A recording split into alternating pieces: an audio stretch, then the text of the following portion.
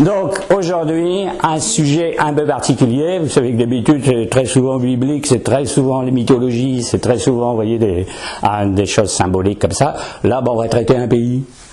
Alors il y en a plusieurs de prévus, hein, l'histoire secrète de l'Allemagne, de la Russie, de tout ce qui s'en suit. Bon. Vous allez dire, oui, mais alors qu'est-ce que les États-Unis peuvent bien avoir d'ésotérique? Parce que l'Égypte, les pyramides, leurs nombreux symboliques, etc. L'Inde, c'est mystérieux, le Tibet, l'hindouisme, etc. Les Incas, les Mayas, là on comprend. Mais alors les États-Unis, on va dire, qu'est-ce que ça a d'ésotérique, hein? Vous allez voir quelques curiosités à ce sujet. Alors, quand même quelque chose d'assez bref pour l'histoire. Bon, je suppose que vous connaissez les grandes lignes de l'histoire des États-Unis. Hein, Christophe Colomb découvre l'Amérique, vous allez voir des bizarreries déjà dès cette époque-là. Hein. Bon, ensuite, les colons arrivent d'Europe, s'installent là-bas. C'est à l'époque dirigé par l'Angleterre. Hein.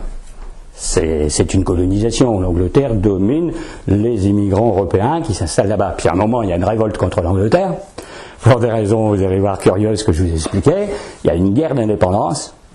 Les colons américains donc sont les premiers à se décoloniser de l'histoire du monde, hein, donc c'est très important. Du même coup, ils fondent une république démocratique, et à l'époque, fin du XVIIIe siècle, c'est vraiment sensationnel dans le monde. Alors ensuite, l'histoire, c'est qu'ils se battent avec les Indiens, parce qu'il y a la conquête de l'Ouest qui se passe au XIXe siècle.